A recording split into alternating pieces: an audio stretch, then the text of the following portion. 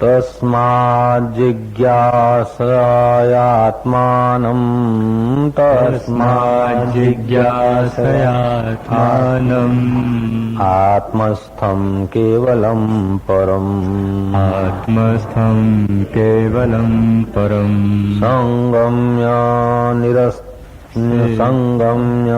निरस्येदेव संगम्य निरसेदेतद् वस्तु बुद्धि यथा क्रमम् वस्तु बुद्धिं यथा क्रमम् जिज्ञासा पूर्वक अपने अंतःकरण में स्थित अद्वितीय परमात्मा को जानकर अन्य पदार्थों में जो सत्य बुद्धि हुई है उसे धीरे धीरे मिटा देनी चाहिए।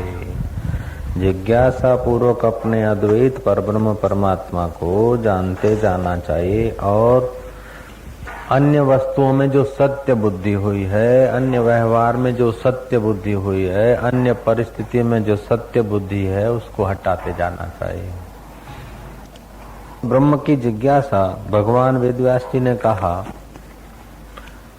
अथातो ब्रह्म जिज्ञासा, ब्रह्म सूत्र में लिखा तुम्हें कुछ जानना है तो उस ब्रह्म को जानो, जिसको जानने से फिर कुछ जानना बाकी नहीं बचता, जिसको पाने से कुछ पाना बाकी नहीं रहता, और जिसमें स्थिर होने के बाद बड़े भारी दुख से भी आदमी चलित नहीं होता, ऐसा गीताकार ने भी कहा। तो ब्रह्म की जिज्ञासा, उस परब्रह्म परमात्मा की जिज्ञासा हेतु अन्य पदार्थ जो दिखते हैं, सोचे जाते हैं, उसमें से सत्य बुद्धि हटानी चाहिए। हकीकत में वे सत्य नहीं है। सत्य हो तो सदा रहे, सदा तो रहते नहीं, सारा स्वप्नवत बीता जा रहा है। तो हम अंतर्यामी परमात्मा में क्यों नहीं ठहर पाते हैं कि हमें जगत सच्चा लगता है, परिस्थितियां सच्ची लगती है। तो परिस्थितियां जब तक सच्ची लगती है, जगत सच्चा लगता है, तो सत्य स्वरूप परब्रह्म परमात्मा में हमारा मन प्रतिष्ठित नहीं हो पाता है। तो आज का श्लोक हमें समझाता है कि जिज्ञासा पूर्वक अपने अंतःकरण में स्थित अद्वितीय परमात्मा को जानकर, जिज्ञासा पूर्वक प्रयत्न पूर्वक जानने की इच्छा तीव्र रखें तभी। जब तक ब्रह्म परमात्मा को जानने की तीव्र जिज्ञासा नहीं हुई तब तक चाहे परमात्मा स्वयं साकार रूप लेकर प्रकट हो जाए अथवा अद्वैत ब्रह्म तो ठोस भरा है, जिज्ञासा न होने के कारण उसका साक्षात्कार नहीं होता है। जो सर्वव्यापक ईश्वर है और आज तक दिखता नहीं तो जिज्ञासा की कमी है। तो जिज्ञासा पूर्वक उस अद्वैत ब्रह्म को जानकर जगत की सत्यता की वासना को हटाते जाएं, एक एक करके हटाते जाएं। शिव जी ने कहा उमा कहूं मैं अनुभव अपना, सत्य हरि भजन जगत सब स्वप्ना। परमात्मा का भजन सत्य है, जगत स्वप्ना है। तो स्वप्ना जब चालू होता है तो स्वप्न की चीजें सच्ची लगती है, लेकिन स्वप्ने से हम जगते हैं तो स्वप्न की चीजें मिथ्या लगती है। पंचदशी कार ने कहा कि जिज्ञासु को प्रतिदिन नींद में से उठकर शांत भाव अपने मन से पूछना चाहिए कि कौन उठा। पता चलेगा कि चैतन्य तो ज्यों का त्यों है, शरीर जड़ है, तो मन तो उठा। जिस मन ने स्वप्न देखा है उस वक्त स्वप्ने को सत्य समझा है। तो जैसे स्वप्ने में से उठकर, रात्रि के नींद से उठकर, स्वप्ने से उठकर फिर इस जगत में आता है, तो जैसे स्वप्ने को स्वप्न समझ लेता है, ऐसे इस जगत को स्वप्न समझूंगा। इस जगत के स्वप्न तुल्य याद करना चाहिए। तो जैसे रात्रि के स्वप्ने से उठा तो उसको स्वप्न माना, ऐसे ही इस संसार को स्वप्न के साथ तुलनात्मक करते जाएं। समय की धारा में सब बहा चला जा रहा है। सुख दुख, अपना पराया, मान अपमान, अच्छा बुरा, सब बहा जा रहा है। लेकिन नादानी से ब्रह्म जिज्ञासा हो नहीं पाती। तो जो बहा जा रहा है वो सच्चा लगता है, जो मिथ्या है, झूठा है, वो सच्चा लगा जा रहा है। और जिसकी सत्ता से दिखता है उस मय का पता नहीं। तो जिससे दिखता है, जो शाश्वत है, जो सदा है, जो अमर है, जो अपना आपा है, उसका पता नहीं। जो नश्वर है, बदलने वाला है, पराया है, परिस्थितियों में चक्रावे में आ जाता है, उसकी आस्था छूटती नहीं। क्यों नहीं छूटती? कि वो सत्य लगता है। बोले भजन में मन नहीं लगता, मन शांत नहीं होता। भजन में उसलिए मन नहीं लगता कि इस जगत को सच्चा माना है, मान अपमान को, यश अपयश को सच्चा माना है, सुख दुख को सच्चा माना है, संसार के परिस्थितियों को सच्चा माना है। हालांकि वो सच्ची है नहीं, लेकिन सत्यता ऐसी घुसी है कि बैठेंगे तो भी मन उन्हीं का चिंतन करेगा। जैसे स्वप्न देखा और आंख खुल गई तो स्वप्न की चीजों का मूल्य हट गया। स्वप्न की चीजों का मूल्य हट जाने से फिर दिन में याद नहीं आता कि रात को बढ़िया स्वप्न देखा था, रसगुल्ला खाया था। आंखें बंद करके फिर रात के रसगुल्ले खाने नहीं जाते हो। आंखें बंद करके सोते सोते भी रात का स्वप्न, अगर आप दिन को सो रहे हैं तो ऐसा नहीं करते कि रात को जो लिया था, दिया था, ऐसा फिर हम लेवे दे, ऐसा नहीं होता। क्योंकि स्वप्ने को हमने स्वप्न समझ लिया है। इसलिए दिन में रात्रि के स्वप्ने की परिस्थितियों को फिर से लाने की इच्छा नहीं होती, उनको चिपकने की इच्छा नहीं होती। नहीं होती कैसे? कि उसको मिथ्या समझ लिया, उसकी सत्यता हटा दी है।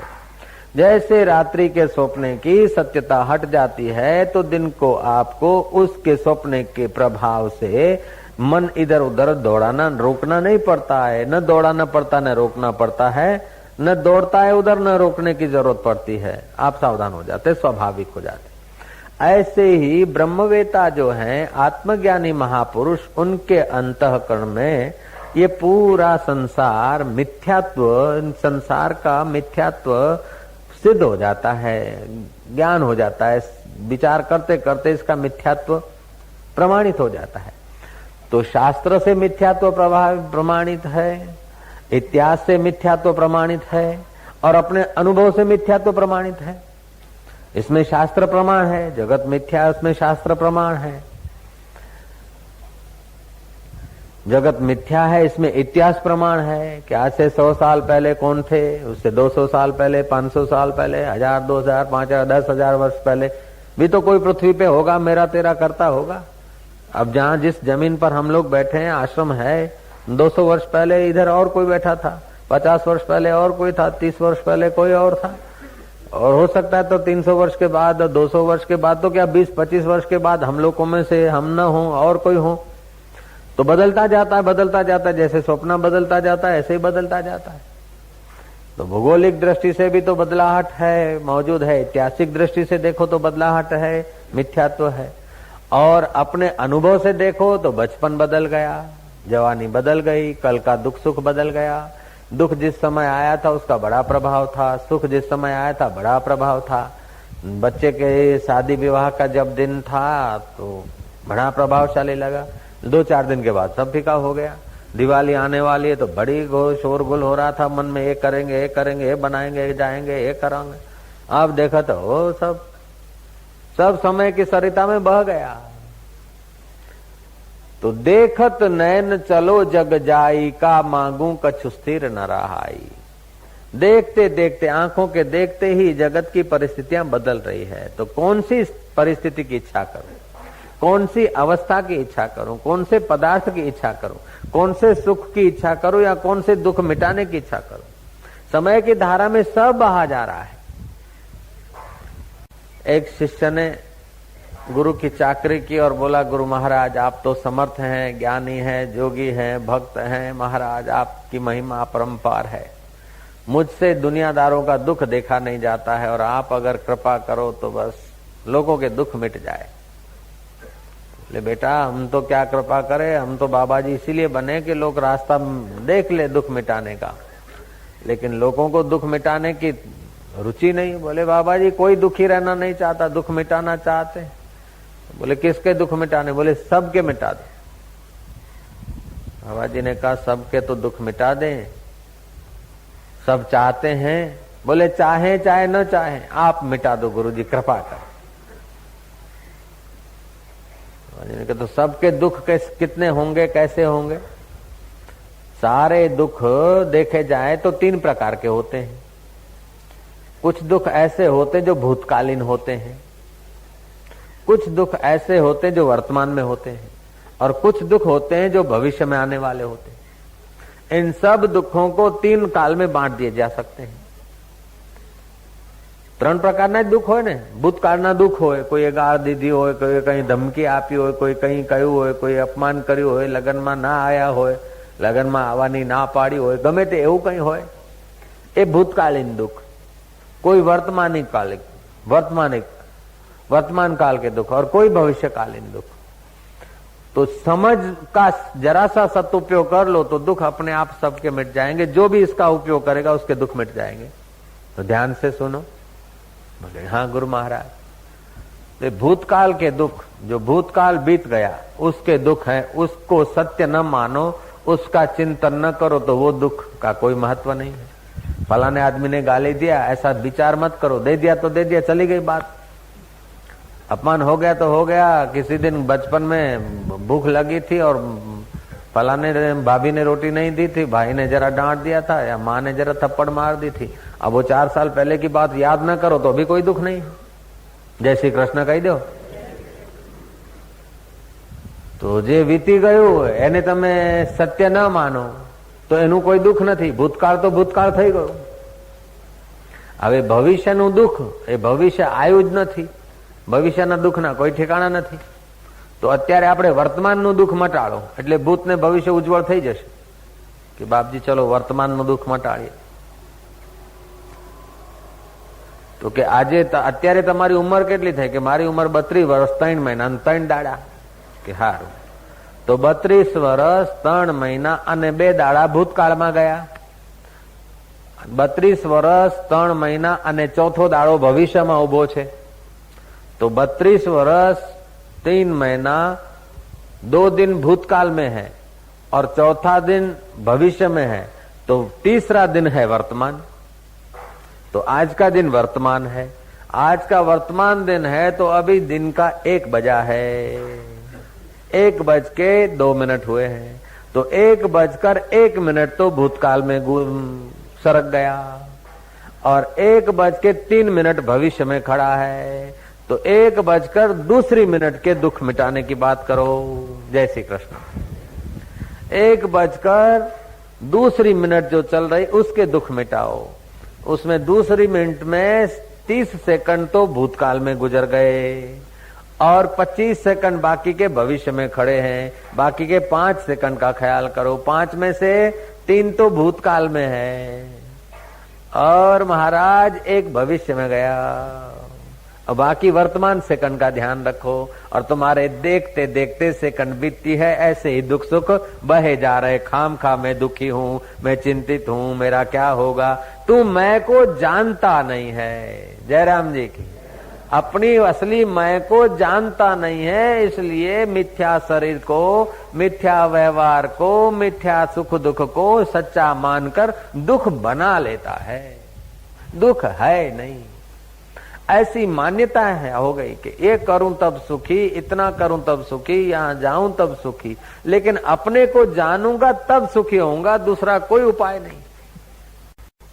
तो अपने स्वरूप को जानने की जिज्ञासा होनी चाहिए। अथा तो ब्रह्म जिज्ञासा, वेद व्यास जी ने कहा।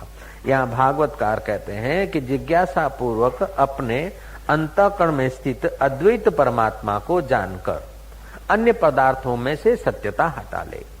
अद्वैत परमात्मा माना 2 नहीं है, द्वैत नहीं है। देखने के रूप अनेक है, देखने वाला एक है। सुनने के शब्द अनेक है, सुनने वाला एक है। चखने के स्वाद अनेक है, लेकिन दृष्टा एक है। मन के संकल्प विकल्प अनेक है, लेकिन उसका दृष्टा एक है। बुद्धि के निर्णय अनेक है, लेकिन उसका दृष्टा एक है। स्वप्ने अनेक, लेकिन स्वप्ने का दृष्टा एक। जिसने 4 साल पहले स्वप्न देखा उसी ने 4 दिन पहले स्वप्न देखा और उसी ने 4 घंटे पहले स्वप्न देखा। तो स्वप्ने बदल गए, स्वप्ने बदले हुए थे और स्वप्ने का समय बदल गया, स्वप्ने बदल गए, स्वप्ने के वक्त के दुख सुख बदल गए, लेकिन उसको देखने वाला एक का एक। तो वो एक अद्वितीय जो ब्रह्म है वो मैं आत्मा हूँ, एक हूँ, अद्वितीय हूँ, आत्मा हूँ।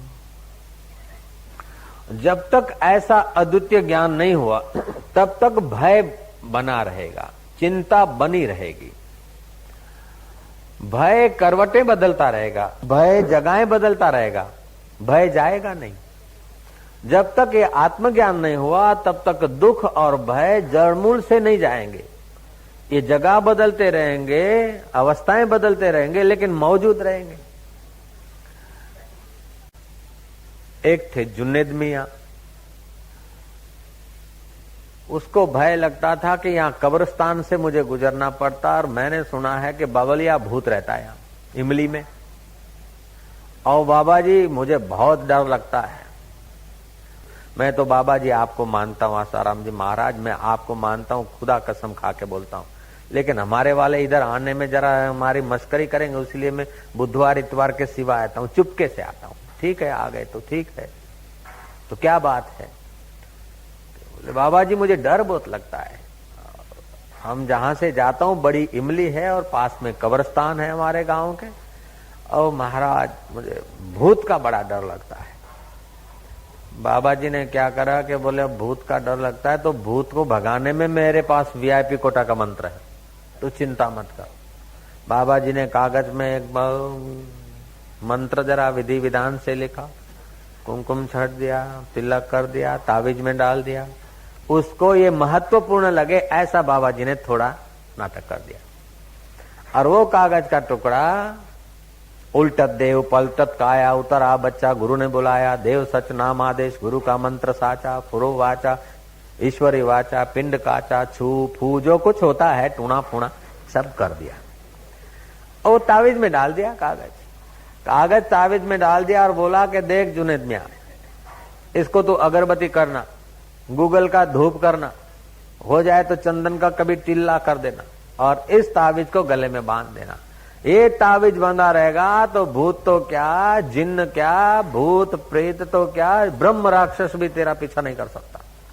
ऐसा है, अला बांधू, बला बांधू, जल बांधू, थल बांधू, तेज बांधू, पृथ्वी बांधू, आकाश बांधू, पाताल बांधू, ये एकदम ऐसा बस वीआईपी कोटा का मंत्र है। उसके मन में आस्था हो गई। बाबा जी ने जैसा बताया ऐसी विधि घर जाकर करके महाराज उसने गले में पहन लिया। गले में पहन लिया, देखा कि जाऊं अब तो भूत मेरा कुछ बिगाड़ेगा तो नहीं। दोपहर के समय गया, तावीज पास में है, देखा कि अपना कुछ नहीं बिगड़ा, तावीज अपने पास। कभी शाम के समय जाता है, कभी फिर धीरे धीरे रात्रि को भी गुजरने लगा, लेकिन उसको तसल्ली होती गई कि तावीज मेरे पास है, अब अपना कुछ नहीं बिगड़ सकता। एक दिन रात को 12 बजे भी घर चला आया, फिर भी कुछ नहीं बिगड़ा। उसको तसल्ली हो गई कि तावीज मेरे पास है तो मेरा भूत प्रेत कोई कुछ बिगाड़ नहीं सकता। लेकिन महाराज रात जब सोता था ने तो कभी कभी हाथ तावीज पे रखता था, कोई निकाल न ले। स्नान करता था तो भी तावीज कोई चुरा न ले न जाए। किसी से बात करे तो बार बार हाथ तावीज पे चला जाता, क्योंकि बड़ी कीमती चीज है, इसी से जीता हूं। तो एक भूत का भय गया तो दूसरा तावीज न चला जाए, उसका भय घुसा गया। जय जय, भय ने जगह बदली, भय गया नहीं। ऐसे ही हम लोग कोई नेता से संबंध रखते हैं कि धन ज्यादा हो गया कहीं नेता काम में आएगा, नेता किसी जनता से संबंध रखता है, इससे संबंध रखे कभी काम में आएगा, उससे संबंध रखे कभी काम में आएगा, उससे संबंध रखे कभी काम में आएगा। ऐसा करके हम मीठे संबंध, अंदर से तो कुछ होता है इच्छा और बाहर से मीठे संबंध बनाते हैं। तो मीठे संबंध बनाने में आर्टिफिशियलता होती है तो संबंध बनाने का सुख नहीं मिलता और अंदर भय पनपता रहता है। जय जय। तो हम लोग क्या है कि मिथ्या जगत की सत्यता नहीं छोड़ पाते हैं। बहुत पसारा मत करो कर थोड़े की आश, बहुत पसारा जिन किया वे भी गए निराश। जिस देह पर भरोसा नहीं है उसमें इतनी आस्था है। उसमें इतनी आस्था क्यों है कि जगत को सच्चा मानते, देह को सच्चा मानते और जो वास्तविक सत्य है उसका पता नहीं। तो स्थूल देह नश्वर है, बदलता रहता है, और सूक्ष्म देह मिथ्या है क्योंकि कल्पनाओं से भरा है।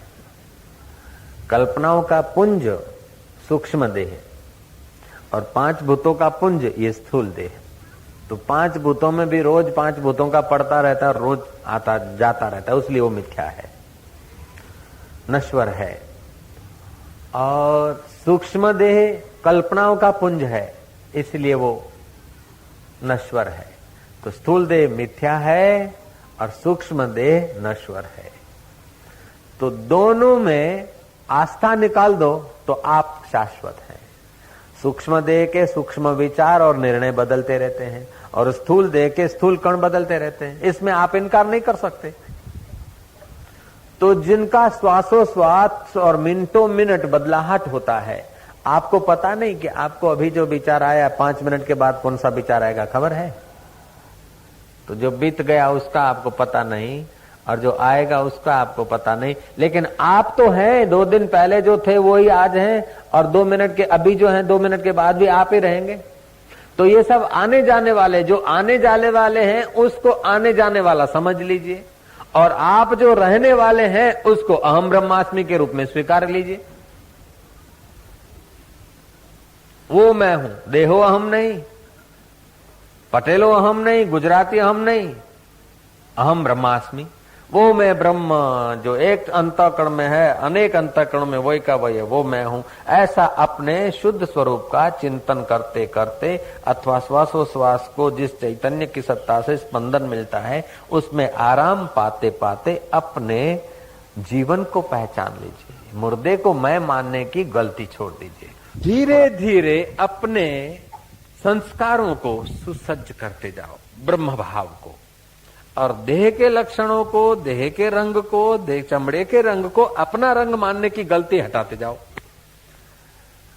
मैं सारी दुनिया को, सबको रंग देने वाला हूं, मेरे को कोई रंग नहीं, मैं रंग का दाता हूं, मैं रंग से रंगता नहीं लेकिन मेरे से सारे रंग रंगते हैं।